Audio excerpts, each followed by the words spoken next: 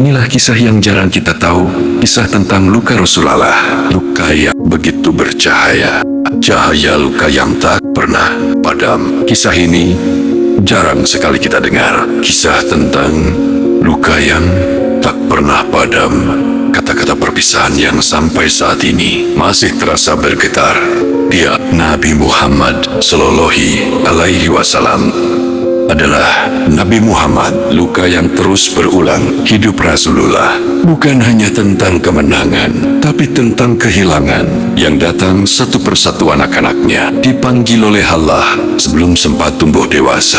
Bayangkan setiap kali hati mulai pulih, luka baru kembali datang. Dan setiap kali itu pula Nabi harus tetap tersenyum di depan umatnya. Tidak ada yang benar-benar tahu seberapa dalam luka itu. Cahaya kecil bernama Ibrahim, lalu di usia yang tidak lagi muda, Allah memberinya satu kebahagiaan kecil, seorang bayi laki-laki.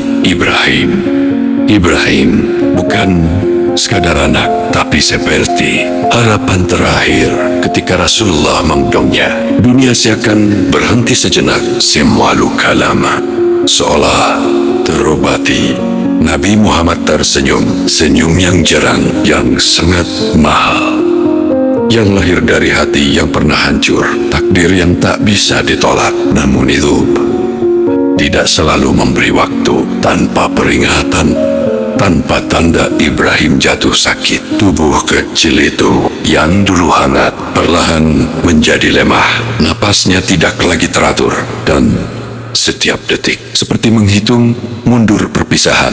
Detik paling menyakitkan, Rasulullah datang dengan langkah yang tak biasa, cepat namun penuh ketakutan. Ketika melihat anaknya, hati beliau langsung runtuh. Digendongnya Ibrahim, dipeluknya, seakan berkata tanpa suara, "Jangan pergi.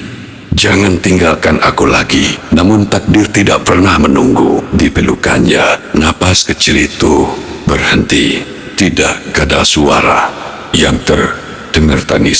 Tangisan yang tidak pernah dilihat sebelumnya. Para sahabat terdiam.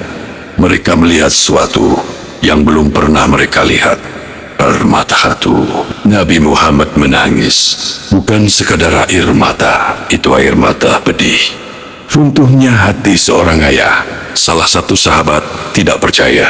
"Wahai Rasulullah, engkau menangis?" Dan jawaban itu menghancurkan hati siapapun yang mendengarnya. Ini adalah rahmat yang Allah letakkan di hati hambanya.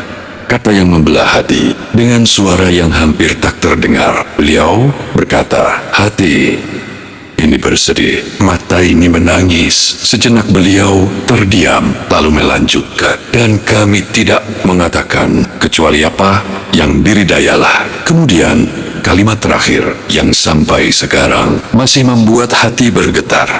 "Wahai Ibrahim, kami benar-benar bersedih atas kepergianmu." Itu bukan hanya kata-kata.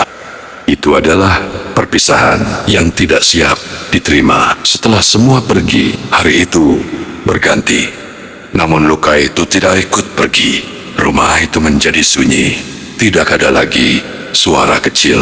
Tidak ada lagi tangisan bayi. Dan Rasulullah harus kembali menjadi pemimpin. Harus kembali kuat. Padahal di dalam hatinya ada bagian yang tidak akan pernah utuh lagi. Kenapa kisah ini begitu menyakitkan? Karena ini bukan hanya tentang kehilangan. Ini tentang seseorang yang sudah terlalu sering kehilangan, namun tetap harus bertahan. Ini tentang seorang nabi yang tetap sabar, meski hatinya terus diuji. Ini untuk kamu yang pernah kehilangan. Jika kamu pernah kehilangan, jika kamu pernah merasa dunia tiba-tiba kosong, maka kamu tidak sendiri. Karena manusia terbaik pun pernah merasakannya. Nabi Muhammad pernah menangis. Dan dari beliau kita belajar bahwa tidak apa-apa untuk hancur sejenak, asal kita tidak kehilangan iman.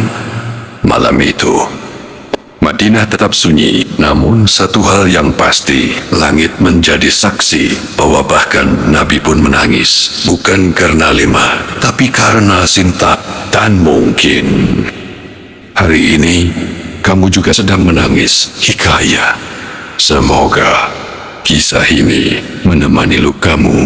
Jika kisah ini menyentuh hatimu, silahkan like, komen, dan subscribe. Dan jika Anda mengenal seorang yang sedang kehilangan, silahkan bagikan kisah ini agar mereka juga tahu jika Nabi juga berapa kali terluka dan ada cahaya yang tak bisa padam karena kehilangan. Tapi Nabi harus tetap kuat, tetap berjuang menyembuhkan lukanya dan berjuang untuk agama Allah. Terima kasih sudah menonton. Semoga selalu bahagia. Amin.